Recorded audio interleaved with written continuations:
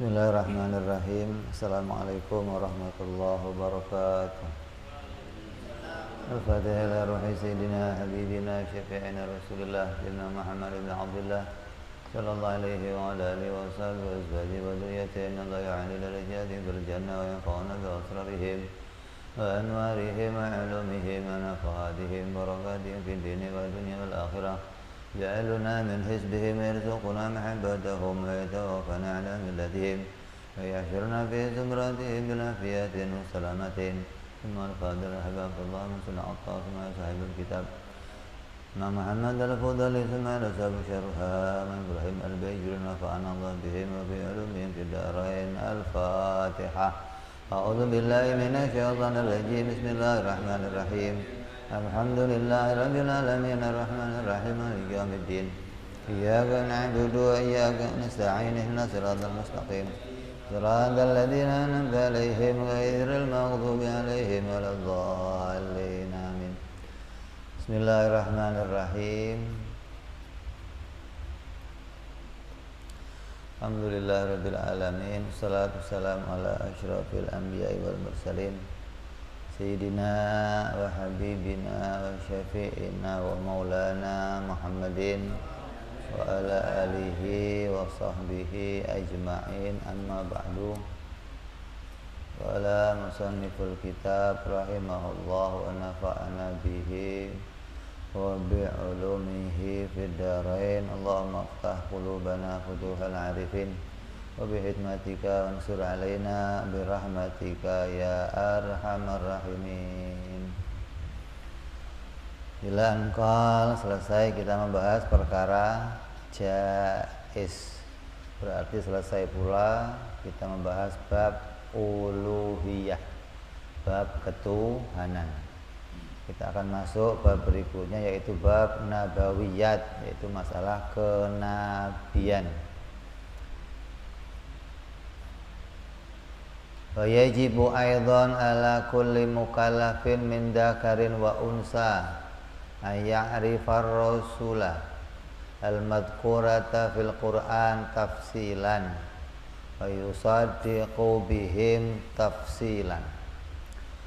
Wajib atas tiap-tiap orang mukallaf, atas tiap-tiap orang Islam, min dzakarin wa unsa, dari orang laki-laki maupun perempuan, ayya arifa, untuk mengetahui rasul, para rasul, al-madhkurah, yang telah disebutkan fil Quran, di dalam Al-Quranul Karim.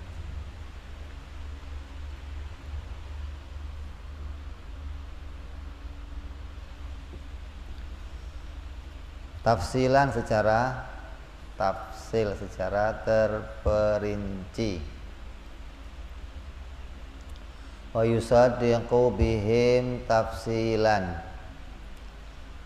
dan mengakui tiap-tiap risalah mereka, membenarkan tiap-tiap risalahnya para rasul-rasul tersebut. Jadi bukan hanya mengetahui, bahkan kita disuruh membenarkan, mengetahui mereka satu persatu dan membenarkan bahwa mereka itu adalah betul-betul para rasul-rasulnya Allah Subhanahu wa ta'ala. Maka tidak wajib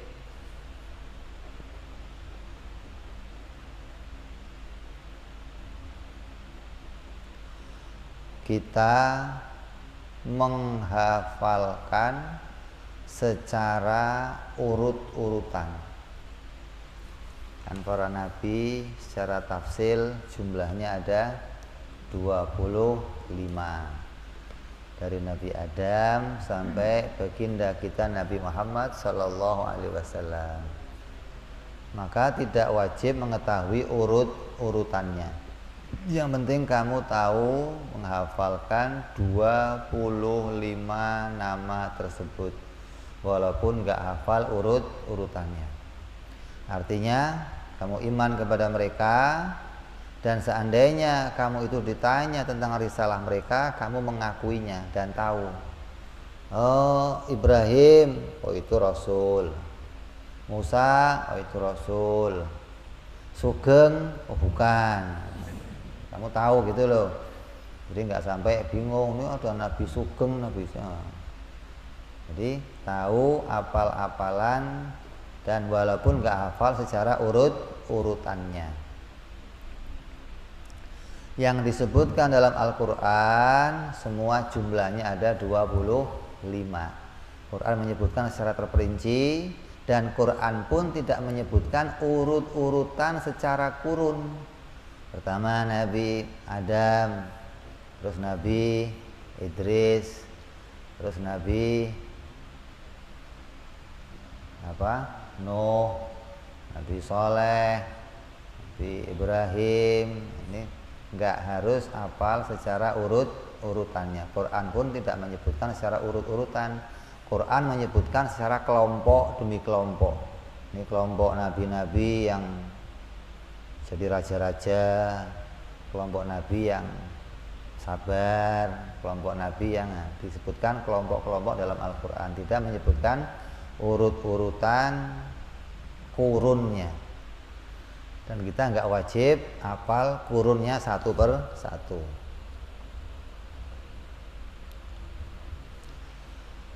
Adapun jumlahnya Nabi seluruhnya, maka Allah memberitakan dalam Al-Quran, Allah mengutus Nabi dan Rasul jumlahnya lebih dari 25. Nggak cuma 25, tapi adapun mengetahui tentang yang lain-lainnya, kita tidak bisa mengetahuinya secara terperinci. Kenapa? Karena ada yang disebutkan, ada pula yang tidak disebutkan. Di Quran juga ada yang dikisahkan, riwayat hidupnya, ada yang tidak dikisahkan. Kenapa? Karena kisahnya sama dengan kisah Nabi yang lainnya, hingga nggak diulang-ulang. Jadi yang dikisahkan yang nabi-nabi yang masyhur yang kita kenal, seperti Nabi Musa, Nabi Ibrahim, Nabi Yusuf, bahkan jadi satu surat tuh namanya Nabi Yusuf. Begitupun nabi-nabi yang lain yang hanya diceritakan sedikit, bahkan ada yang tidak diceritakannya. Wa amma ghairuhum, adapun selain 25 nabi tersebut, fayajibul imanu bihim ijmalan, kita cukup iman secara ijmal, garis besar, nggak harus tahu satu per satunya. Lakin naqala Sa'du fi syarhil maqasid annahu yakfi ijmalu lakinnahu lam yuttaba. Kita dikatakan oleh Imam Sa'duddin dalam kitab syarah maqasidnya bahwa cukup secara ijmal itu sampai pun para rasul yang disebutkan dalam Al-Quran. Artinya yang hanya disebut dalam Quran juga ada nabi-nabi yang enggak masuk yang 25. Kayak Nabi Allah Khidir alaihissalam disebut dalam Al-Quran, tapi enggak masuk yang 25 rasul. Karena jumlahnya rasul berapa? Ulama khilaf. Ulama berbeda pendapat. Satu kelompok mengatakan jumlahnya rasul ada 313. Ada yang mengatakan 314, ada yang mengatakan 315. Jadi mau kita ambil yang mana? Jangan diambil semua. Kenapa? Kalau kita ambil salah satunya, ya kalau benar. Kalau salah bisa nambahin atau ngurangin. Nah, makanya yang paling aman jumlah nabi, jumlah rasul selain yang 25 berapa? Banyak. Gitu aja. Nggak harus menjumlah berapa-berapanya. Begitupun nabi yang diutus oleh Allah itu lebih, ada kan nabi, kalau nabi belum tentu rasul pasti nabi. Lah nabi yang diutus Allah ada berapa? Ada yang mengatakan jumlahnya 124.000 nabi. Sama dengan jumlahnya para sahabat nabi. Sama dengan jumlahnya para wali-walinya Allah. Meninggal satu ganti, meninggal satu ganti. Maka jumlahnya tetap kontinu tuh 124.000. Makanya kamu barangkali mendaftar mau jadi pengganti wali-wali, syaratnya udah punya, kamu apa? Kenal sama Allah Subhanahu wa ta'ala, kenal sama syariahnya Nabi Muhammad sallallahu alaihi wasallam. Tinggal tambahannya nanti kalau tumbuhkan di hati kamu, barangkali jadi penggantinya para wali-walinya Allah Subhanahu wa ta'ala. Jadi jumlahnya nabi juga beda-beda. Ada yang mengatakan sekian, ada yang lebih, ada yang kurang. Maka yang paling aman kita mengimaninya secara ijmal bahwa mereka jumlahnya banyak. Wa nadhamaha ba'dhum, sebagian ulama membuat nadham.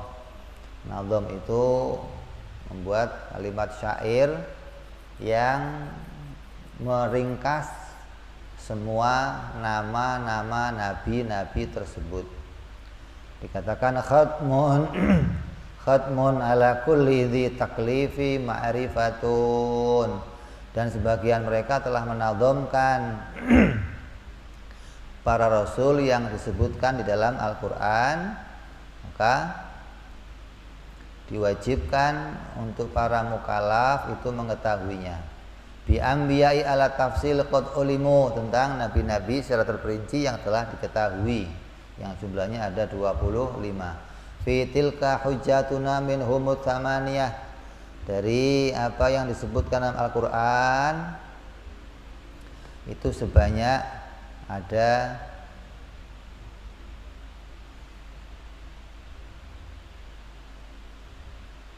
8.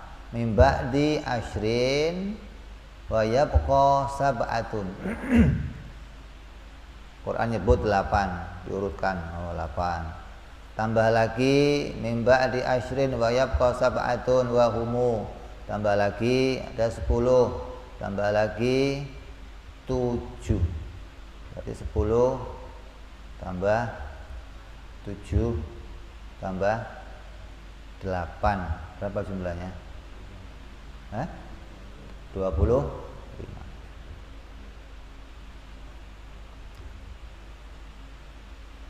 Yang disebutkan diantaranya Idrisun, Hudun, Syuaibun, Salihun wa kadza, Dzulkifli, Adamun bil Mukhtari qad khutimu. Nabi Idris, Nabi Hud, Nabi Syuaib, Nabi Saleh, Nabi Dzulkifli, Nabi Adam, dan Nabi Muhammad sallallahu alaihi wasallam. Ini enggak urut kan? Nabi Adam belakang, Nabi Muhammad. Jadi enggak wajib mengetahuinya secara urut-urutan. Itu 18 ditambah 7. Jumlahnya adalah 25. Dalam Al-Qur'an dikatakan wa tilka hujjatuna atainaha Ibrahim ala qaumih narfa'u darajatin man nasya inna rabbaka hakimun alim wa habna lahu ishaqa wa yaqub kullan hadaina wa nuhan hadaina min qabl wa min dzurriyyatihi Dawud wa Sulaiman wa Ayyub wa Yusuf wa Musa wa Harun. Disebutkan Nabi Ibrahim, Nabi Ishak, Nabi Yakub, Nabi Nuh, Nabi Dawud, Nabi Sulaiman, Nabi Ayyub, Nabi Yusuf, Nabi Musa, Nabi Harun, wa Zakaria, wa Yahya, wa Isa, wa Ilyas, kullun minas sholihin, wa Ismaila, wal Yasa'a, wa Yunus, wa Lutan, wa kullun faddalna 'alal alamin. Yang disebutkan Al-Qur'an namanya sejumlah itu, ditambah lagi tadi Idris, Hud, Syuaib dan Saleh, Dzulkifli, Adam dan Nabi Muhammad sallallahu alaihi wasallam. Jumlahnya semuanya 25. Wajib mengetahuinya secara terperinci. kenal nama-nama mereka walaupun tidak secara urut-urutan. Adapun yang lainnya cukup kita ketahui secara ijmal. Intaha. Selesai pembahasan tentang urut-urutan atau nama-nama nabi yang wajib kita imani. Wa mimma yajibu i'tiqaduhu, kemudian yang wajib pula kita yakini, anna ashabahu sallallahu alaihi wasallam afdalul quruni, kurun yang terbaik adalah kurunnya sahabat Nabi Muhammad sallallahu alaihi wasallam. Itu adalah afdalul qurun, sebaik-baiknya kurun, sebaik-baiknya orang yang hidup pada masanya. Manusia itu hidup pada masa yang banyak. Manusia yang paling baik mana? Hidupnya pada masa Nabi Muhammad sallallahu alaihi wasallam, dan mereka menjadi sahabat-sahabatnya Rasulullah sallallahu alaihi wasallam. Tsumma tabi'un, terus siapa setelah mereka? Para pengikutnya sahabat. Sahabat itu siapa? Sahabat itu orang yang beriman, yang berjumpa dengan Nabi Muhammad, namanya sahabat. Walaupun sebentar hidupnya, walaupun sekali melihatnya atau Nabi melihat mereka, maka dia disebut namanya sahabat. Hidup di zaman Nabi, iman sama Nabi, tapi tidak pernah jumpa Nabi, enggak disebut sahabat. Disebut namanya tabi'in, orang-orang yang berjumpa dengan sahabatnya Nabi Muhammad SAW, namanya tabi'in. Kemudian setelah tabi'in siapa lagi? Lahum tsumma atba'ut tabi'in. Kemudian yang ketiga, orang-orang yang enggak ketemu sahabat tapi ketemu tabi'in. Jadi pengikutnya pengikut. Ada sahabat, ada pengikut, ada pengikutnya pengikut. Ini tiga kurun ini adalah kurun yang terbaik. Maka disebutkan namanya salafuna soleh, orang yang hidup pada kurun 300 Hijriyah. Dari awal sahabat sampai ke tabi'in, tabi'in dihitung oleh ulama sampai 300 tahun Hijriyah. Setelah 300 ke bawah namanya apa? Kholaf, orang belakangan. Jadi ada generasi yang duluan, ada generasi yang belakangan. Generasi yang duluan namanya salaf, generasi yang belakangan namanya kholaf. Di kurun terbaik adalah kurunnya para salafun soleh. Wa afdalu sahabah, dan di antara sahabat-sahabat Nabi yang terbaik siapa? Ini sahabat kurun terbaik. Di antara kurun terbaik ada yang terbaik. Terbaik di antara yang terbaik. Siapa yang pertama? Yaitu Sayyidina Abu Bakr As-Siddiq, Sayyidina Abu Bakar. Di antara sahabat dikatakan yang paling mulia di antara sahabat adalah Sayyidina Abu Bakar. Diisyarahkan apa? Dia yang menjadi khalifatur Rasulullah sallallahu alaihi wasallam yang pertama. Kemudian fa Umar, kemudian Sayyidina Umar, fa Utsman, lalu Sayyidina Utsman, fa Ali, kemudian Sayyidina Ali. Ala hadza tartib, sesuai dengan tartib atau urut-urutan ini. Ini urut-urutan disebutkan sebagai khalifahnya Rasulullah sallallahu alaihi wasallam, maka mereka sebagai generasi terbaik dan orang-orang yang terbaik. Ini diukur dari apa? Di luar keluarganya Nabi sallallahu alaihi wasallam. Lakin akan tapi ada pendapat lain. Qala al-Qaumi, berkata Syekh Al-Qaumi bahwa Sayyidatuna Fatimatu Zahra wa akhuha Sayyiduna Ibrahim afdalu minas sahabah. Siti Fatimah dan putranya Nabi yang bernama Ibrahim, disebut dia adalah orang-orang yang lebih afdal, lebih mulia dari seluruh sahabatnya Rasulullah Shallallahu Alaihi Wasallam alal itlaq, atas kesepakatan atau secara mutlak. Hatta minal khulafa'il arba'ah, hingga keduanya lebih mulia dari 4 sahabatnya Nabi Shallallahu Alaihi Wasallam, dari khalifah yang 4. Wakana dan adanya Sayyiduna Malik, berkata Imam Malik, Imam Madhab, yaqulu, dia berkata, la ufaddilu ala bid'ati Rasulillah sallallahu alaihi wasallam ahadan. Kata beliau, aku tidak mengutamakan siapapun juga atas darah dagingnya Nabi Muhammad sallallahu alaihi wasallam. Disebut bahwa di antara sahabat yang paling mulia siapa? Ya orang yang punya hubungan darah dengan Nabi, yaitu putri-putri dan putra-putranya Nabi Muhammad sallallahu alaihi wasallam. Mereka adalah afdalul ummah. Mereka adalah sayyidul ummah, sayyidus sahabah. Hadzal ladzi yajibu i'tiqaduhu, maka ini wajib kita meyakininya. Wa nalqillahi alaihi insyaallah taala, dan mudah-mudahan kita semua bisa menjumpai Allah dan menjumpai mereka atas apa yang dikehendaki oleh Allah Subhanahu wa taala dengan keyakinan tersebut. Jangan sampai goyang dengan keyakinan ini. Makanya dikatakan, siapa sih orang yang pertama masuk Islam? Ada dari luar keluarga Nabi, ada dari dalam keluarga Nabi, gitu loh. Makanya begitupun mau menceritakan siapa orang yang paling mulia, ada di luar keluarga Nabi, ada di dalam keluarga Nabi. Maka kata sebagian ulama, yang paling mulia adalah seseorang yang punya hubungan darah atau darah dagingnya Nabi Muhammad sallallahu alaihi wasallam.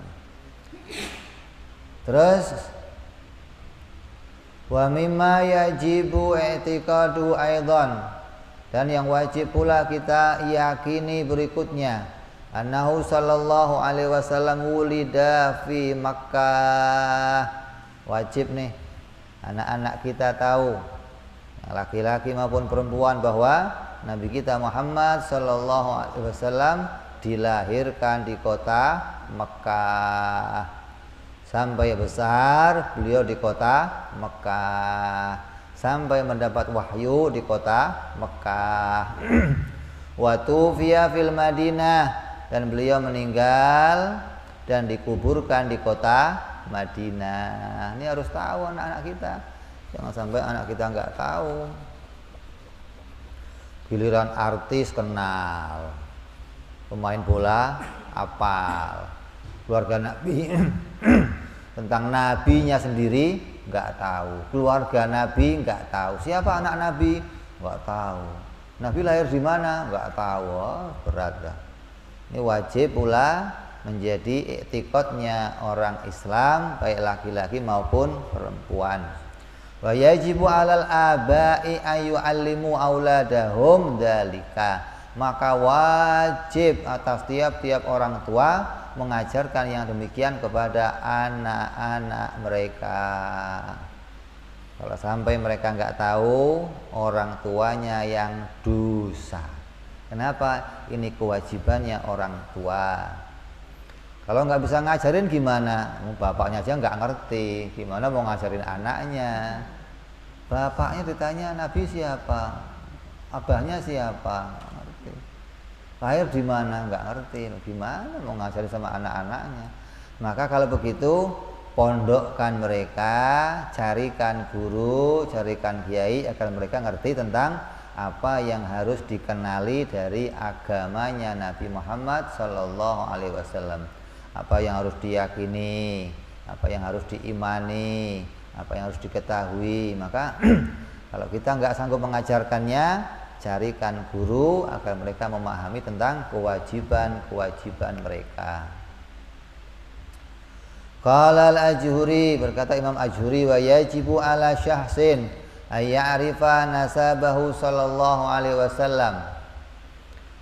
Maka dikatakan oleh Imam Ajhuri bahwa wajib kepada tiap-tiap orang untuk mengetahui tentang nasab atau keturunan Nabi Muhammad sallallahu alaihi wasallam min jihati abihi wa min jihati ummihi, dari arah keturunan dari bapak-bapaknya dan dari keturunan ibunda-ibunda Nabi sallallahu alaihi wasallam. Wa sayati insyaallah taala fi dzikri dzalika fil khatimah, dan insyaallah akan saya sebutkan nanti pada akhir kitab ini, pada penutupan. Nasab Nabi dari abahnya Nabi Muhammad bin Abdullah, Abdul Muttalib bin Hashim, terus ke atas akan disebutkan. Begitupun dari arah ibundanya Nabi Muhammad sallallahu alaihi wasallam. Dan ini nanti wajibnya tahu juga dari arah ayahnya Nabi. Kita hanya diperintahkan untuk tahu dari Nabi Muhammad sampai ke kakeknya yang bernama Adnan. Tidak wajib untuk tahu lebih dari itu. Kenapa? Karena Nabi hanya menyebutkan nasabnya sampai ke Sayyid Adnan, nggak lebih. Nah, kalau ada orang yang tahu tuh sampai Nabi Ibrahim, bahkan sampai Nabi Adam, ada yang mengatakan itu hukumnya nggak sunnah, bahkan ada yang mengatakan makruh. Kenapa? Karena dikhilafkan riwayatnya. Beda-beda ulama tentang yang meriwayatkan, ada yang mengatakan menambahkan ini, menambahkan itu. Tapi kalau sampai Sayyid Adnan itu mufakat, semua sepakat, itu telah disebutkan oleh Nabi Muhammad sallallahu alaihi wasallam.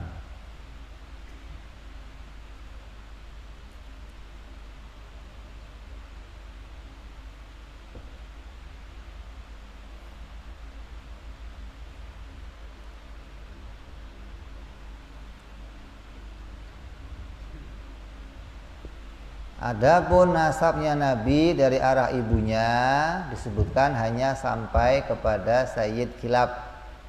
Adapun yang ke atasnya itu diperselisihkan karena ada perbedaan pendapat di antara para ulama. Ada ulama, ada ahli sejarah. Yang menceritakan ada dua.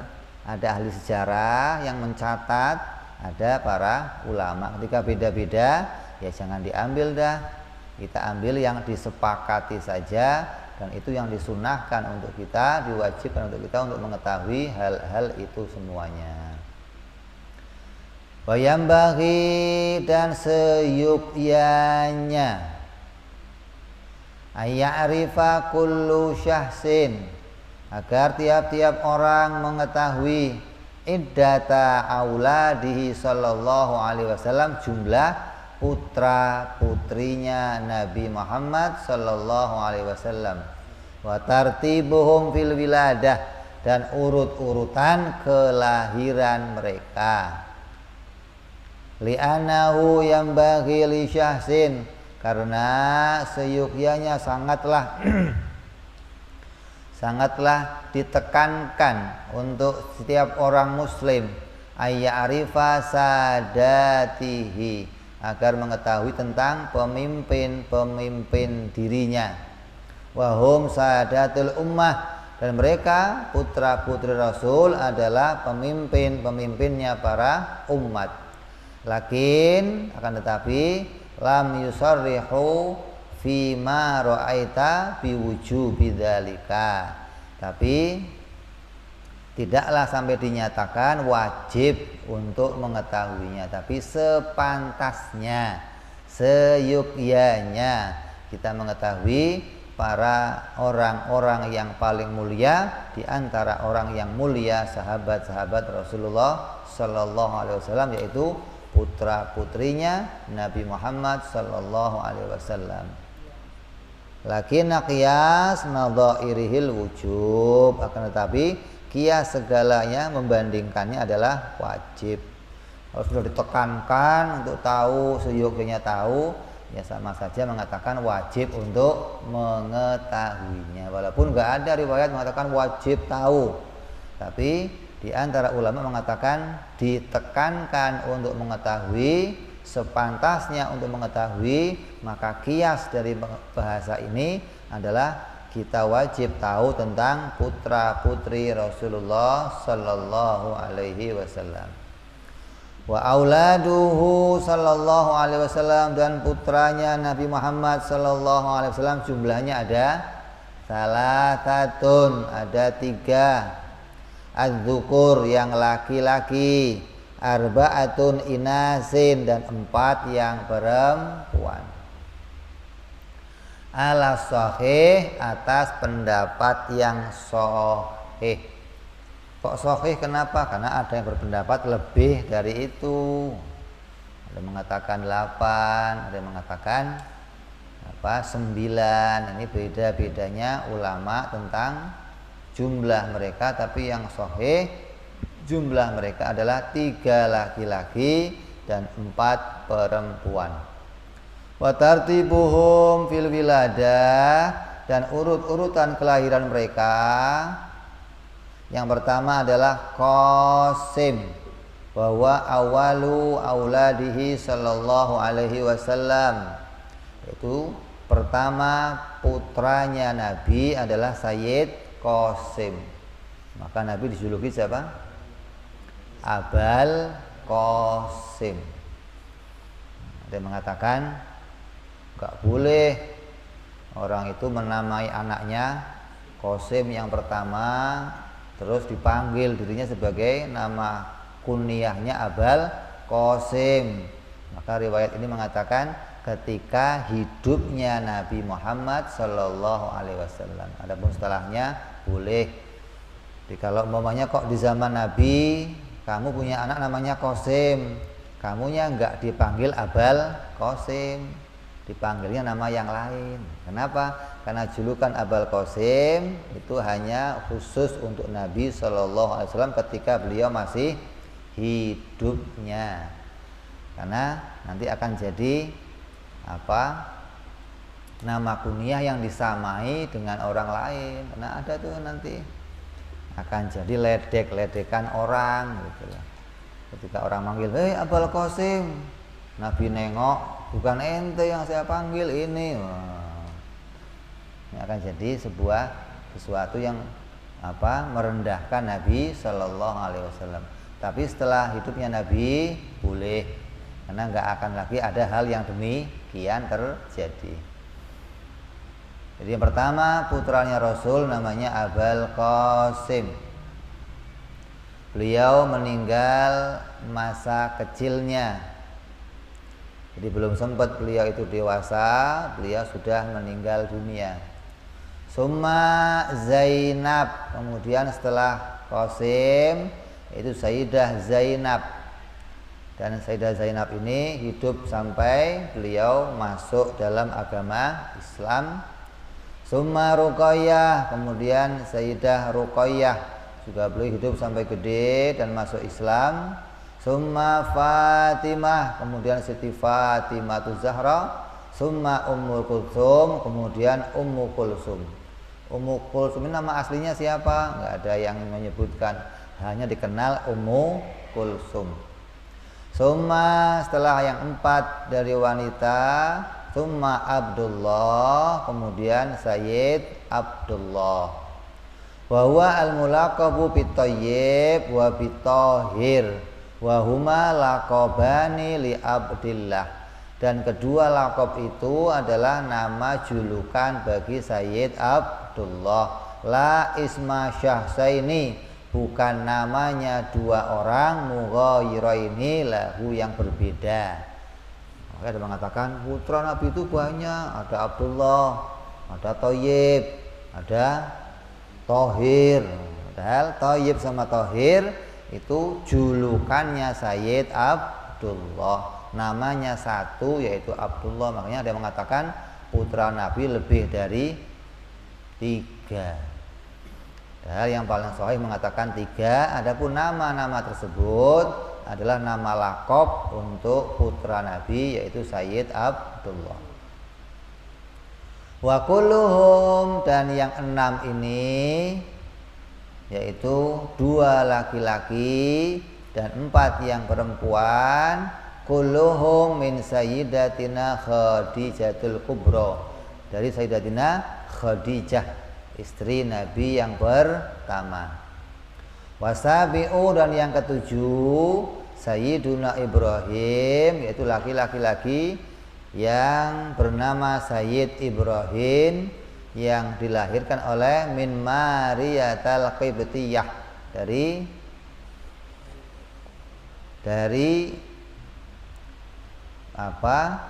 selirnya Nabi yang lain yang bernama Maria Qibtiyah. Jadi yang istri Nabi banyak, yang melahirkan hanya 2, Siti Khadijah dan Sayyidah Mariyatil Qibtiyah. Wa hadza la narji'a ila tamamil aqaid. Maka inilah yang harus kamu pahami dari kesempurnaan untuk mengetahui hal-hal yang berkaitan dengan Nabi Muhammad sallallahu alaihi wasallam. Sayyid Ibrahim juga meninggal waktu kecil. Sayyid Abdullah meninggal waktu kecil. Makanya dia mengatakan, andai Nabi itu punya anak laki-laki yang gede, maka akan jadi Nabi lagi. Ini pendapat yang enggak benar. Karena putranya Nabi enggak harus jadi Nabi. Karena Nabi itu orang yang diwahyukan oleh Allah, bukan berdasarkan keturunan. Beda sama Nabi Ibrahim, punya putra 2, dua-duanya Nabi. Nabi Ismail, Nabi Ishak. Nabi Ishak punya putra lagi, Nabi Yakub, Nabi lagi. Nabi Yakub punya putra lagi namanya Nabi Yusuf, Nabi lagi. Memang ini disebut namanya Syajaratul Anbiya, yaitu disebut pohon kenabian. Satu, Nabi Ibrahim melahirkan nabi-nabi yang banyak dari nabi-nabi Bani Israel. Tapi tidak setiap nabi melahirkan nabi, gitu. Maka enggak benar perkataan yang mengatakan andai nabi itu punya putra laki-laki maka akan jadi penerusnya menjadi nabi lagi. Enggak demikian. Nabi sudah ditetapkan oleh Allah sebagai nabi terakhir adalah baginda kita Nabi Muhammad sallallahu alaihi wasallam. Andai kok punya putra sampai gede gimana? Tetap Nabi Muhammad penutup para nabi, enggak ada nabi yang lain, enggak ada. Jadi jangan pakai pendapat-pendapat yang keluar dari disepakatinya para ulama. Inilah akidah-akidah yang berkaitan sama hal-hal yang harus kita ketahui. Terus akidah yang berikutnya yang ke-42, Atsaniyatu wal Arbaun. Yang ke-42, kita telah bicara 41 akidah yang berkaitan sama uluhiyah. 20 sifat wajib bagi Allah, 20 yang mustahil bagi Allah, dan 1 perkara jaiz bagi Allah. Maka berikutnya bicara yang ke-42 adalah yang berkaitan sama para nabi alaihimussalatu wassalam. Sifat nabi yang pertama yang wajib kita ketahui adalah as-sidqu, yaitu bersifat sidik. Lirrusuli alaihimussalatu wassalam. Wajibnya para rasul semuanya bersifat sidik fi jami'i aqwalihim, pada setiap perkataan mereka. Di Nabi itu kalau ngomong, Rasul kalau ngomong pasti benar. Gak ada kebohongan pada ucapan mereka, gak ada. baik ucapan itu di lisannya atau di dalam hatinya, nggak ada yang namanya kebohongan. Semua yang Nabi ucapkan adalah fakta, adalah kebenaran. Benar itu apa? Sidik itu apa? Sidik itu apa? Nggak ditemukan. Kalau salah nggak ditemukan benernya, bolak-balik dong. Bener itu orang bener, Nabi itu orang yang bener. Kalau ngomong cocok sama kenyataan, namanya bener gitu loh. Nah kalau sebaliknya bohong, pembohong yang bagaimana? Kalau ngomong nggak cocok sama kenyataan. Jadi bener itu ada dua, ada bener dalam ucapan, ada bener dalam tindakan gitu loh. Kalau benar dalam tindakan namanya amanah, benar dalam ucapan namanya sidik gitu. Atau orang ngomong itu jujur, maka Nabi disebut namanya al-amin. Itu benar dalam tindakannya, amanah. Kalau benar dalam ucapannya namanya sidik. Ini takrif sidik menurut Ahlus Sunnah wal Jamaah. Adapun ta'rif sidik, ta'rifnya benar menurut Mu'tazilah di luar Ahli Sunnah. Benar itu apa? Ucapan mulut yang cocok sama hati. Kalau mulutnya cocok sama hatinya berarti benar. Kalau omongan mulutnya nggak cocok sama omongan hatinya berarti bohong. Kalau ahli sunnah nggak begitu, mau bener sama hatinya, mau nggak bener sama hatinya, kalau omongannya cocok sama kenyataan pasti bener gitu. Di ukuran membuktikan omongannya orang itu bener adalah ketika dia bicara kita menemukan faktanya gitu loh, berarti orang itu bener. Kalau ngomong kok nggak ada faktanya, maka berarti nggak benar walaupun cocok sama hatinya gitu. Kalau orang ngomong disebut benar harus cocok sama hatinya, nanti semua orang banyak yang benar. Ya, contohnya siapa? Orang yang ngomong di mulutnya Yesus Tuhan, di hatinya omongannya bener nggak? Kalau pakai ta'rifnya Mu'tazilah jadinya bener gitu loh. Kalau pakai ta'rifnya Ahli Sunnah nggak bener. Kenapa? Karena omongannya harus dibuktikan cocok nggak sama kenyataan gitu loh. Kenyataannya tidak ada Tuhan selain Allah.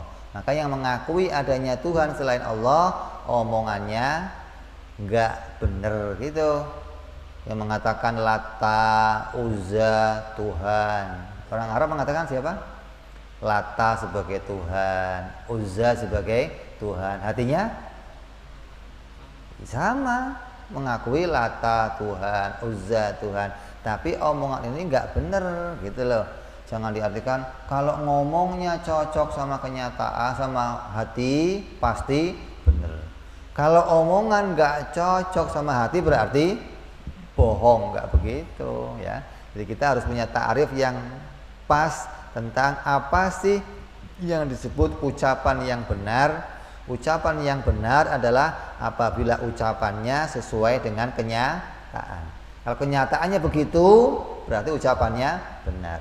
Kalau kenyataannya nggak begitu berarti ucapannya bohong, gitu maksudnya. Jadi bohong itu jangan diukur beda sama hatinya. Kalau saya ngomong A, hati saya ngomong B, berarti saya bohong, nggak begitu. Tapi ukuran benar adalah omongan saya ini cocok nggak sama fakta. Kalau cocok berarti disebut omongan yang benar. Maka para nabi seluruhnya ucapannya benar. Ucapannya cocok sama fakta. Apa yang diucapkan nabi yang cocok sama fakta? Yang diucapkan Nabi yang cocok sama fakta adalah Nabi menyampaikan 3 perkara. Apa? Nabi mengenalkan kita tentang ketuhanannya Allah, bahwa Allah itu Esa. Ini ucapan Nabi nih. Dan buktinya apa? Tuhan memang Esa. Bocor.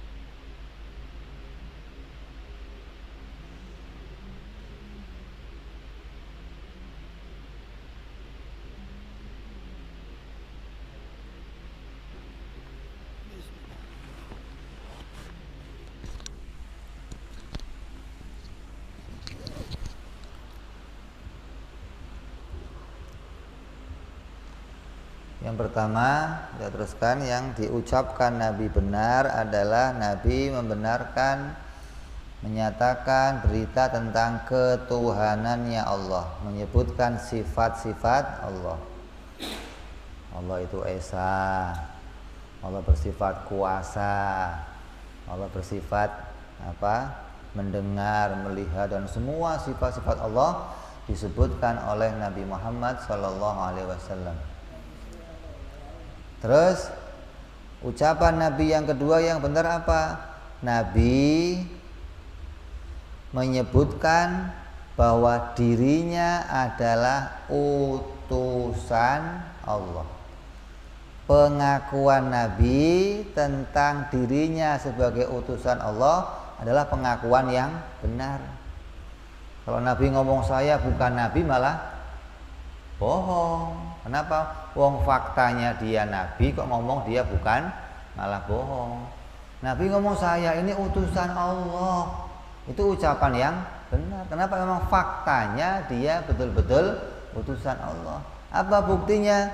Allah memberikan Nabi sebuah mukjizat. Maka mukjizat itu menjadi tanda kenabiannya semua nabi-nabi Allah. Makanya banyak orang-orang umat-umat terdahulu yang menolak. Ente mah saya lihat orang biasa kayak saya, pasti kamu bukan nabi, pasti kamu pembohong. Begitupun Nabi kita Muhammad SAW tinggal di kota Mekah.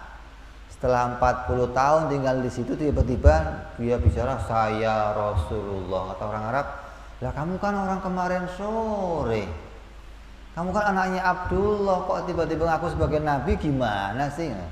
Mereka meragukan ucapannya Nabi Muhammad SAW.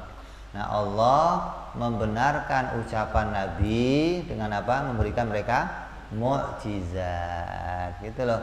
Jadi ketika Nabi ngomong saya utusan Allah, itu ucapan yang benar, ucapan yang sesuai dengan fakta. Setiap orang yang ngaku dirinya Rasul, utusan, pasti dimintain bukti.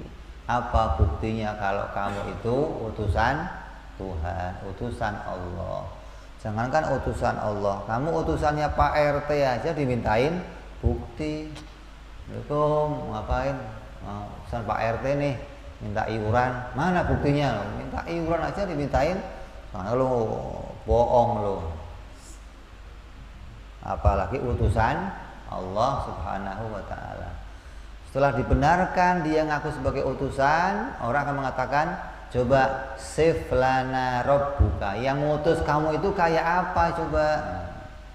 Karena Nabi ceritakan sifat-sifatnya Allah Subhanahu wa ta'ala. Yang ketiga, yang Nabi ditemukan benarnya, Nabi bicara tentang hal-hal yang berkaitan sama hukum adat. Tentang Umar sekarang sedang tidur.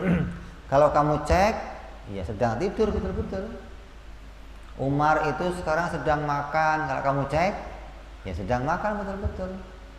Kenapa Allah membenarkan tiap ucapan nabi-nabinya, sejak Nabi Adam alaihissalam sampai baginda kita Nabi Muhammad sallallahu alaihi wasallam, nggak ada yang dijumpai kebohongan atau enggak fakta. Andai Nabi ngomong begini, tuh di depan sana ada kambing tuh, kamu lihat pasti ada. Andai kok nggak ada kambing, Allah bikin kambing di situ. Seperti ucapan Nabi Shallallahu Alaihi Wasallam yang mengatakan bahwa kalau kamu mau membuktikan saya ketika peristiwa Isra Mi'raj, nanti sebelum maghrib akan datang rombongan kafilah yang ketika saya dalam perjalanan saya menjumpai mereka. Maka orang Arab nunggu tuh kafilah yang mau datang sebelum maghrib, sampai matahari mau masuk nggak datang. Jibril, matahari tahan, mau ditahan mataharinya, jangan masuk dulu. Sampai kafilahnya datang masuk kota Mekah, baru matahari. Jadi kan tiap ucapannya pasti ditemukan faktanya, nggak ada satupun ucapan Nabi yang dijumpai kebohongannya. Makanya Al-Quranul Karim itu oleh para peneliti, oleh para ilmuwan sampai sekarang diteliti apakah semuanya benar fakta. Bahkan sekarang sudah dicek sampai 80% berita Al-Quran semuanya benar. Kata mereka, kami belum yakin. Kalau 20%-nya belum kami jumpai benarnya, berarti masih kitab ini masih meragukan. Lah kalau yang 80% enggak dijumpai satupun salahnya, kenapa yang 20% jadi ragu? Aneh. Ada yang 80% ada yang salah, nah sisanya mungkin juga ada yang salah. Satupun kesalahan enggak dijumpai dari Al-Quran. Gimana kok meragukan yang lainnya? Ini hanya orang-orang yang enggak diberi hidayah oleh Allah Subhanahu wa ta'ala. Ya. Jadi yang pertama yang wajib kita imani bagi para nabi-nabinya Allah sejak Nabi Adam alaihissalam sampai baginda kita Nabi Muhammad sallallahu alaihi wasallam itu semua bersifat siddiq. Tidak ada satupun yang bersifat kedzib, baik ucapan lisannya ataupun ucapan hatinya. Artinya yang di hatinya Nabi pun selalu sebuah kebenaran, nggak ada kebohongan. Artinya Nabi itu nggak pernah membuat sandiwara gitu loh, pura-pura begini nggak ada. Yang namanya pura-pura itu kan mulut sama hati beda. Nabi nggak pernah pura-pura, nggak pernah. Apapun yang diucapkan cocok sama hatinya dan cocok sama faktanya. Gak ada yang khilaf dengan apa yang di hatinya dan gak khilaf sama kenyataan. Jadi yang jadi intinya apa? Kenyataan. Ditambah lagi hatinya Nabi gak juga ada kebohongan sama sekali sejak Nabi Adam alaihissalam sampai Nabi kita Muhammad sallallahu alaihi wasallam. Pernah satu riwayat Nabi sholat duhur 2 rakaat. Duhur itu aslinya berapa rakaat? 4.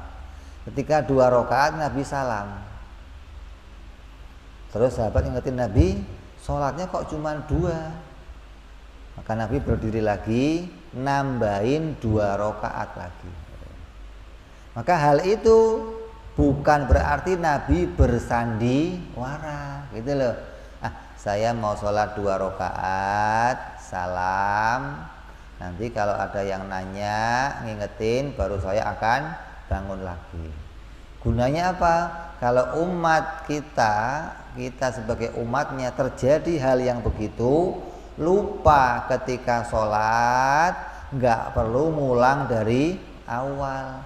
Cukup teruskan saja sholatnya, tambahin lagi kekurangannya. Asal kamu masih di tempat itu dan belum banyak berbicara. Kalau kamu sudah ngopi, ngeteh, ngerokok, ya nggak boleh nambahin, harus ngulangin. Kalau masih di situ, tadi kurang 1 tuh, bangun lagi, tambahin sisanya. Maka yang demikian, ketika Nabi salam waktu 2 rakaat, yang diingat Nabi itu 4 rakaat. Nggak ada kebohongan, nggak ada kepura-puraan. Jadi pura-pura itu tidak ada pada para nabi alaihi wassalatu wassalam, ya. Jadi wajib nabi itu bersifat sidik, sifat yang pertama.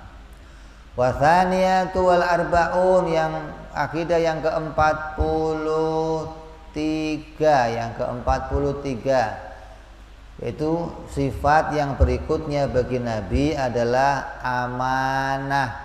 Wajib nabi itu bersifat amanah. Apa amanah itu? Tiap tindakannya pasti benar. Tiap tindakannya pasti sesuai dengan perintahnya Allah. Tiap tindakannya cocok sama aturan Allah. Gak ada satupun tindakan Nabi yang berbeda dengan apa yang diperintahkan oleh Allah Subhanahu wa ta'ala. Maka sama dengan al-amanah, al-ismatuhum, terjaganya para nabi fi wuqu'i fi muharramin au fi makruhin. Terjaganya para nabi dari melakukan hal yang haram ataupun hal yang makruh. Haram itu dilarang oleh Allah, makruh dilarang oleh Allah. Maka Nabi nggak pernah ngelakuin yang haram dan nggak pernah ngelakuin yang makruh. Kenapa? Allah menjaga mereka. Kenapa dijaga? Wajib dijaga oleh Allah karena Nabi adalah suri tauladan, contoh untuk seluruh manusia. Kalau contohnya salah gimana? Apalagi yang ngikutin nanti, wong contohnya aja salah. Maka sebagai contoh, Nabi dijaga oleh Allah tidak pernah melakukan kesalahan. Maka semua manusia diperintah oleh Allah untuk mengikuti para nabi-nabinya, karena mereka orang yang benar, lurus dalam semua tindakannya. Bahkan dikatakan ulama, jangankan yang haram, yang makruh, yang mubah, yang safasi fil umur, hal yang rendah saja nggak dikerjakan sama Nabi.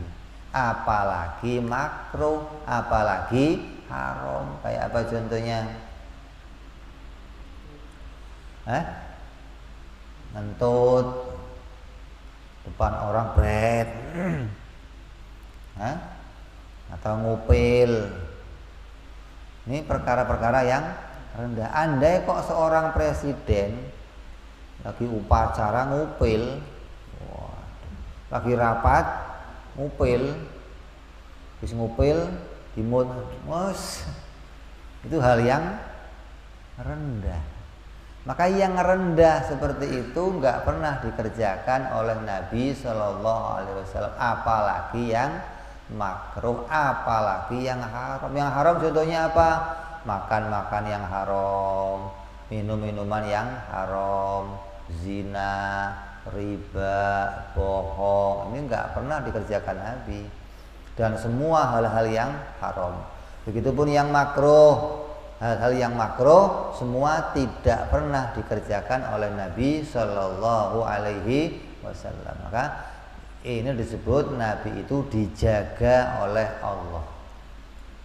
Nah, kalau ada seorang wali, para sahabat juga nggak pernah melakukan kesalahan, gimana, Bib? Namanya mereka itu mahfud, bukan maksum. Mahfud itu menjaga diri dari terkenanya larangan Allah Subhanahu wa ta'ala. Mereka menjaga nggak ngelakuin yang haram-haram, menjaga nggak ngelakuin yang makruh. Itu namanya mahfud. Kalau Nabi dijaga oleh Allah, dan Nabi itu nggak bisa ngelakuin kesalahan, nggak bisa. Andai kok sengaja ngelakuin kesalahan, dibelokkan oleh Allah, tetap lurus lagi, nggak ada salahnya, nggak ada. Anda di depan nih ada wanita yang kalau dilihat haram, maka Nabi dijaga oleh Allah, nggak sampai ngelihat yang haram, nggak sampai. Itu namanya maksum. Nabi dijaga oleh Allah dari yang demikian, hingga beliau, para nabi semuanya adalah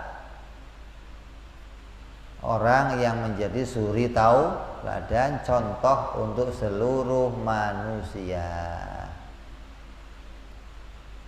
Jadi benar dalam setiap tindakannya. Terus yang ke Arabi'atu wal Arba'un, yang ke-44 at-tablighu, yaitu tabligh. Apa itu tabligh? Tabligh itu adalah menyampaikan ma'umiru bitablighihi lil khalqi. Para nabi semuanya wajib bersifat sebagai penyampai seluruh berita dari Allah, yang berita itu memang diwajibkan oleh Allah untuk disampaikan. Nanti berita yang nabi itu ada 3. Ada berita yang wajib disampaikan, ada berita yang wajib disembunyikan, ada berita yang dia boleh memilih, mau nyampein boleh, mau tidak nyampein boleh. Berita yang nggak krusial, yang nggak penting-penting tuh, yang nggak berkaitan sama akidah, nggak berkaitan sama hukum-hukum wajib, maka boleh disampaikan, boleh tidak disampaikan. Kalau yang berkaitan sama akidah, hal-hal yang wajib, pasti disampaikan oleh Nabi Muhammad dan seluruh nabi-nabi yang lainnya alaihi wassalatu wassalam. Nah, adapun yang disimpan bagaimana? Memang berita itu diperintah untuk disimpan oleh Allah Subhanahu wa ta'ala, dan hanya diketahui oleh Nabi itu sendiri. Orang lain nggak boleh tahu, gitu loh. Jadi kamu harus tahu nih, ada berita yang Allah kasih khusus untuk Nabi, ada berita yang Nabi harus menyampaikan kepada yang lain lah. Yang disebut tabligh adalah Nabi wajib menyampaikan berita yang memang diperintahkan untuk disampaikan kepada yang lain. Apa contohnya? Hal-hal tentang hukum-hukum agama. Mana yang wajib, mana yang haram, mana yang sunnah, mana yang makruh, mana yang mubah, disampaikan sama Nabi. Mana yang sah, mana yang batal, disampaikan sama Nabi. Nggak ada yang tertinggal sama sekali terkait hukum-hukum tersebut yang berkaitan sama apa yang Allah perintahkan untuk kita kerjakan atau untuk kita tinggalkan. Adapun yang ketiga, ada perkara-perkara yang Nabi boleh memilih, mau nyampein boleh, nggak nyampein boleh. Maka hal yang ketiga ini terkadang ada orang-orang yang bermimpi berjumpa Nabi. Kan dalam berita dikatakan hadis Nabi, siapa orang yang mimpi berjumpa dengan aku, itu betul-betul nyata jumpa sama aku. Karena nggak ada setan yang menyerupai Nabi Muhammad Sallallahu Alaihi Wasallam. Nah, ketika orang-orang ini jumpa sama Nabi, mereka diberikan berita yang belum pernah disampaikan Nabi sebelumnya, maka itu berarti berita itu Nabi boleh memilih untuk disampaikan pada masa itu atau disampaikan kapan saja, waktu-waktu yang lainnya. Jadi nggak harus disampaikan. Kenapa? Karena nggak berkaitan sama hal-hal yang berkaitan sama hukum-hukum yang terkait untuk kita ketahui. Seperti diceritakan oleh seorang ulama yang mendapatkan berita bahwa kata beliau, Nabi memerintahkan saya untuk membawa tasbih. Bawalah tasbih, karena orang yang bawa tasbih itu akan dapat pahala walaupun cuma dibawa, apalagi dipakai. Kalau kamu kok bawa tasbih, walaupun kamu putar-putar begini, kamu kantongin, itu dapat kebaikan. Kenapa? Karena itu alatnya untuk berzikir kepada Allah Subhanahu wa ta'ala. Kok enggak disampaikan dulu, kenapa? Belum ada tasbihnya. Kalau Nabi nyampain bawa tasbih, tasbih kayak apa Nabi? Belum ada namanya tasbih. Wong bolong ini aja enggak bisa, mau gimana bawa tasbih? Tapi generasi berikutnya bisa. Maka sudah ada tasbih, ada berita yang demikian. Maka berita tersebut termasuk hadis Nabi yang namanya Nabi khiyar, boleh memilih menyampaikan dan boleh memilih untuk tidak menyampaikannya. Wajib seluruh para nabi bersifat apa? Tabligh, menyampaikan segala berita yang memang diperintah oleh Allah untuk disampaikan. Terus wal khamisatu wal arbaun, yang ke-45 sifat terakhir pada nabi yang wajib adalah fatonah, yaitu cerdik, cerdas, akalnya berlipat-lipat dari manusia yang lainnya. Artinya yang dimaksud nabi itu cerdas, nabi itu selalu bisa menjawab semua pertanyaan yang berkaitan sama agama. Nabi nyampaikan hal ini, ditanya, emang begitu ya Rasul, begitu ya Muhammad, disampaikan. Ini alasannya, ini buktinya, ini hujahnya. Hingga Nabi selalu bisa menghujahi musuh-musuhnya dari apa yang disampaikannya. Enggak sampai Nabi itu bingung, ini Nabi nyampaikan tentang satu hal, satu hukum, ditanya itu apa kok begitu? Nggak tahu, saya pokoknya begitu udah dari sononya, nggak ada begitu, nggak ada. Nabi selalu berhujah, apalagi orang-orang Yahudi.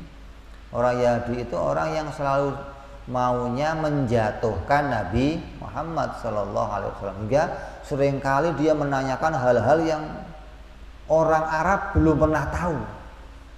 Ditanya, kalau memang kamu Nabi, apa makhluk yang pertama yang diciptakan Allah? Kalau memang kamu Nabi, makanan apa yang dimakan oleh ahli surga? Kalau kamu Nabi, terus begitu. Hingga di Quran dikatakan orang Yahudi pernah nanyakan tentang yang namanya ruh. Datang orang Yahudi ngomong, Muhammad, ruh itu apa? Yang ditanya itu maksudnya apa? Orang Yahudi nanya tentang ruh. Dia mau nanya bentuknya ruh atau mau nanya apa? Mau nanya ruh itu Tuhan atau bukan gitu. Bukan mau nanya bentuknya ruh, bukan. Nah, bentuknya ruh ya nggak ada yang tahu, nggak ada yang ngelihat yang namanya ruh. Maka Nabi katakan, Qul, katakan Muhammad, Quliruh min amri rabbi wa ma utitum minal ilmi illa qalila. Dan apa yang kalian ketahui tentang ruh itu hanyalah sedikit. Orang pahamnya bahwa Nabi taunya cuman sedikit, enggak. Wa ma utitum, itu kembali ke orang-orang Yahudi yang nanya tuh, ente mah enggak tahu banyak. Nabi tahu. Lah Nabi kok jangankan masalah ruh, yang ruh itu adalah makhluk. Wong tentang Tuhan aja Nabi tahu, apalagi masalah ruh yang kecil, masalah makhluk. Sifat Allah Nabi tahu. Qul huwallahu ahad, Allahu samad, lam yalid wa lam yulad wa lam yakul lahu. Nabi tahu sifat-sifat Allah, apalagi masalah kecil itu mah. Menunjukkan Nabi adalah orang-orang yang diberikan kecerdasan oleh Allah Subhanahu wa taala. Nabi Adam, ketika Allah perintah malaikat sujud sama Nabi Adam, kata malaikat, memang ini hebatnya apa sih Allah, malaikat apa hebatnya apa? Nabi Adam kasih tahu mereka apa yang ente tahu. Oh, Nabi Adam dikatakan, Nabi Adam itu orang yang tahu tentang semua nama-nama di jagat ini, tahu semua. Malaikat nggak ngerti, malaikat taunya yang ada di dalam surga, itu pun nggak semuanya tahu. Nabi Adam tahu semuanya, tahu nama-nama Allah, tahu nama makhluknya Allah, tahu barang-barang. Maka dikatakan Nabi Adam orang yang ilmunya di atas para malaikat. Hingga malaikat belajar atau banyak mengetahui sesuatu dari Nabi Adam alaihissalam. Ini menunjukkan bahwa nabi-nabinya Allah semuanya oleh Allah diberikan kecerdasan di atas rata-rata manusia.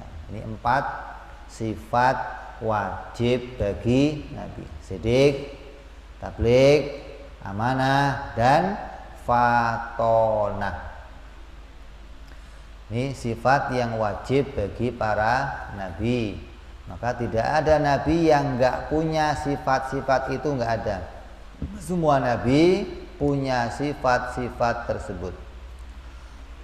Wa hadhil arba'atu yajibu lahum alaihimus salatu wassalam.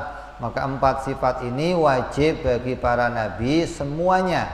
Bima'na annahu la yutasawwaru fil akli adamuhu. Maksudnya wajib adalah akal tidak membenarkan kalau 4 sifat ini tidak ada pada Nabi. Andai ada yang mengatakan ada pernah Nabi bohong, nggak mungkin. Akal akan menolak adanya perkataan tersebut. Wa yatawaqqaful imanu ala ma'rifati dzalika alal khilaf baina sanusi wa ghairihi. Dan terikat sahnya iman seseorang dengan mengetahui 4 ini. Siapa yang nggak tahu ini, imannya nggak sah. Iman sama Nabi tapi nggak ngerti Nabi itu wajib sidik, amanah, tabligh, fatonah, nggak sah kata sebagian ulama. Artinya nggak tahu sifat-sifat ini beserta dalil-dalilnya. Ada yang tahu 4 sifat ini Nabi itu ya sidik, tabligh, amanah, fatonah, tapi katanya bukan tahu beserta dalilnya. Ulama mengkhilafkan imannya. Kata ulama, iman kamu diperselisihkan. Maka wajib tiap-tiap orang Islam tahu 4 sifat ini bagi para nabi alaihi wassalatu wassalam apabila iman kamu tidak mau diperselisihkan. Jadi jangan sampai kamu nggak tahu 4 sifat ini pada nabi beserta dalil-dalilnya. Wa yastahilu alaihi wassalatu wassalam adadu hadil arba'ah. Kalau yang wajibnya ada 4, berarti mustahilnya juga ada 4. Karena nggak akan jadi hukum wajib kalau nggak ada mustahil. Setiap omongan siapa aja itu bisa saja benar, bisa aja salah. bisa aja bohong. Kecuali omongannya Allah, kalamnya Allah dan kalamnya para nabi alaihi wassalatu wassalam. Kenapa? Gambarannya gini, omongannya nabi itu ibarat speaker. Ini mic sama speakernya. Kalau sini A, sono nggak ada, sini A, sono B, nggak ada. Speaker di sini A kok sono B. Yang diomong Nabi semua yang diomong oleh Allah Subhanahu wa taala. Jadi kalau Nabi ngomong bener, ya dari sononya bener gitu loh. Wajib kalamnya para nabi adalah kalam yang benar. Maka apabila tidak wajib, tidak ada sifat wajib benar, maka nggak akan dijumpai mustahilnya bohong. Maka apabila 4 sifat ini nggak ada pada nabi, berarti akan punya sifat lawannya, dan itu hukumnya mustahil. Adadadu hadil arba'ah wahya, lawannya 4 sifat ini. Pertama, kedzib, bohong. Apa bohong itu? Kalau ngomong nggak cocok sama kenyataan. Mau cocok sama hati atau nggak cocok sama hati, kalau nggak cocok sama kenyataan tetap ngomongnya bohong. Ini omongan saya jujur loh, jujur, saya dari hati saya begini, tapi faktanya nggak cocok, tetap bohong.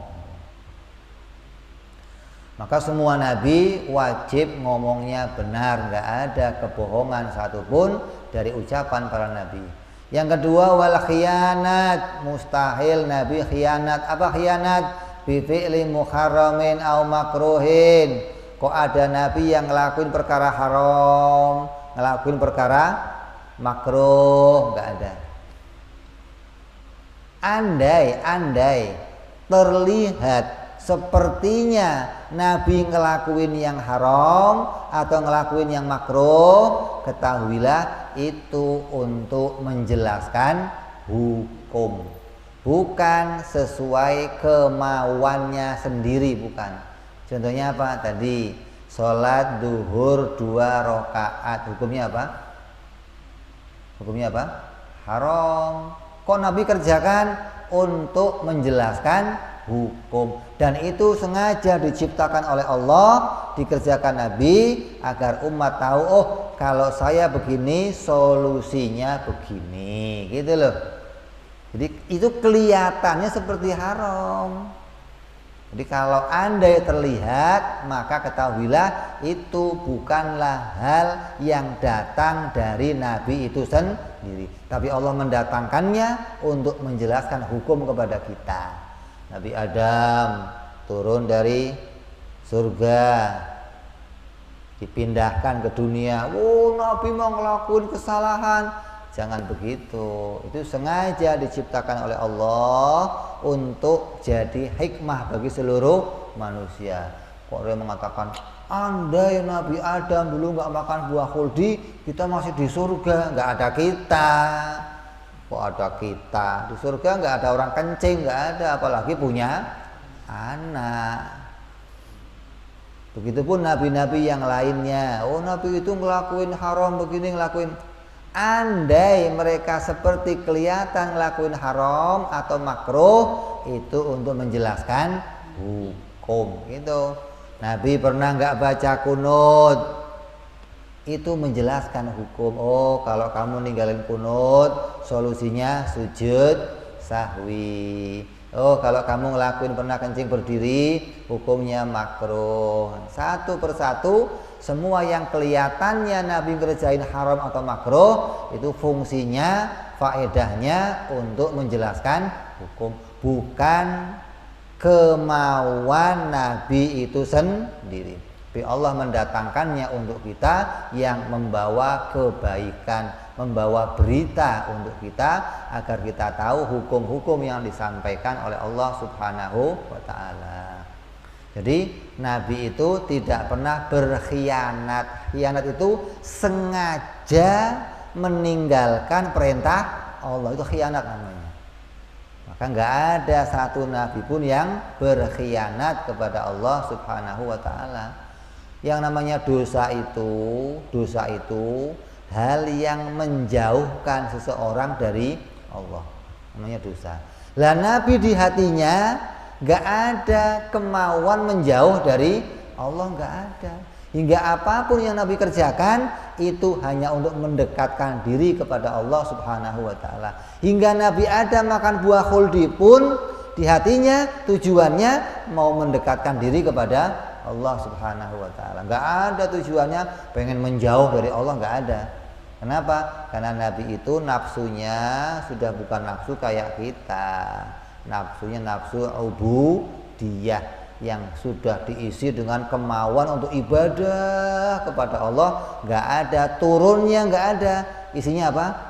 Naik, derajatnya naik terus imannya. Kalau kita kan nggak, kadang naik, turun. Nabi nggak ada. Jadi nggak pernah ada kemauan sedikit pun untuk menjauh dari Allah, apalagi berkhianat, sengaja mengerjakan yang haram atau yang makruh. Jadi andai terlihat itu untuk menjelaskan hukum. Terus wal kitman li syai'in mimma umiru bitablighihi. Mustahil yang berikutnya adalah kitman, lawannya dari tabligh, yaitu Nabi sengaja menyembunyikan perkara yang diperintahkan oleh Allah. Enggak ada. Quran disampaikan kepada kita 30 juz lengkap, nggak dikurangi sama sekali, walaupun satu huruf, walaupun satu ayat, nggak ada yang kurang sama sekali. Begitupun hal-hal yang lainnya, semua yang wajib kita tahu Nabi telah menyampaikannya. Mana yang wajib, mana yang haram, mana yang makruh, mana yang sunnah, mana yang mubah. Hukum-hukum ini disampaikan seluruhnya oleh Nabi Muhammad dan semua nabi-nabi yang lain alaihimussalatu wassalam. Yang keempat, baladah. Mustahil Nabi itu punya akal yang dungu. Dungu itu apa? Tell me, kalau mikir telat. Ada nabi yang bodoh, ada nabi yang nggak ngerti tentang bagaimana berhujjah, bagaimana menyampaikan sesuatu, bagaimana mempertahankan tentang agama. Nggak ada. Semua nabi diberikan kecerdasan oleh Allah, hingga siapapun orang yang datang untuk bertanya, semua selesai dijawab Nabi. Orang yang mau berhujjah, mau menantang Nabi, semua selesai dijawab Nabi. Gak ada Nabi meninggalkan perdebatan dengan umat, dengan kaum orang-orang kafir, gak ada. Ini menunjukkan betapa semua nabi-nabinya Allah diberikan oleh Allah kecerdasan di antara rata-rata manusia. Kalau kamu kok pinter, Nabi di atas kamu pinternya. Semua nabi begitu, nggak ada nabi kok pinteran itu dari Nabi, nggak ada. Artinya untuk berhujjah dan untuk melawan musuhnya. Kalau Nabi bertanya, bukan berarti Nabi itu baladah, bukan. Nabi nanya sama Jibril, ya Jibril ini apa? Ini apa? Bukan berarti bodoh yang seperti itu yang dimaksud. Jangan dianggap Nabi itu harus pinter tahu semuanya. Enggak. Maksudnya pinter, Nabi bisa melawan musuh-musuhnya dengan argumentasi. Ketika musuh nanya tentang agama, Nabi selalu bisa menjawabnya. Kenapa ada perintah begini? Ini alasannya. Kenapa perintahnya begini? Ini alasannya. Kenapa kok nggak begitu? Ini alasannya. Selalu bisa menjawab semua apa yang telah diperintahkan oleh Allah Subhanahu wa ta'ala. Wahadil arba'atu, maka yang empat ini tastakhilu alaihimus salatu wassalam, adalah hal yang mustahil bagi para nabi. Kidib, khianat, kitman, baladah. Empat ini mustahil bagi para nabi. Bimakna annahu la yutasawwaru fil akli wujuduha. Maknanya mustahil akal tidak membenarkan adanya 4 sifat ini pada para nabi. Andai ada yang mengatakan ada nabi yang kadzib, akal akan menolaknya. Wa yatawaqqaful imanu ala ma'rifatiha ala ma taqaddam. Maka iman tergantung sahnya atas pengetahuan kamu tentang 4 yang mustahil ini. Jadi kamu tiap orang Islam harus tahu 4 ini mustahil, gak akan mungkin terjadi pada para nabi alaihi musholatu wassalam beserta dalilnya. Apa dalilnya? Dalilnya wajib, sudah cukup untuk dalilnya yang mustahil. Nanti kita akan bicara dalil setelah ini. Maka fahadhihi tis'un wa arba'una akidah. Maka ini adalah akidah yang jumlahnya telah mencapai 49. Kok 49? 41 ditambah 4 yang wajib tambah 4 yang mustahil berapa? 49. Maka yang ke-50 adalah perkara jaiz bagi para nabi alaihi musholatu wassalam. Kita akan bahas yang akan datang insyaallah. Wallahu a'lam bishawab. Ila hadratin nabi. Al-Fatihah. A'udzu billahi minasyaitonir rajim. Bismillahirrahmanirrahim. Alhamdulillahi rabbil alamin arrahmanir rahim maliki yaumiddin. Iyyaka na'budu wa iyyaka nasta'in. Ihdinas siratal mustaqim. Siratal ladzina an'amta 'alaihim ghairil maghdubi 'alaihim waladdallin. Amin. Ya Rabbana i'tarafna bi annana i'tarafna وأننا أسرافنا على لظى إشرافنا فاتب علينا توبة فاغفر لكل حوبة استر لنا عوراتي وآمن روعاتي واغفر لوالدينا ربي ومولودينا والآل والإخوان وسائر الحلان أو جيرة أو صحبة والمسلمين أجمع آمين ربي فضلا وجودا منا لا باكتساب منا بالمصطفى رسولي نهضى بكل سولي صلى وسلم ربي عليه عند الحبي وآله وصحبه عدد طنز صحبي والحمد لله بالبدء والتناهي فأنا ربك رب العزة عما يصفون سلام على المرسلين الحمد لله رب العالمين. Assalamualaikum warahmatullahi wabarakatuh.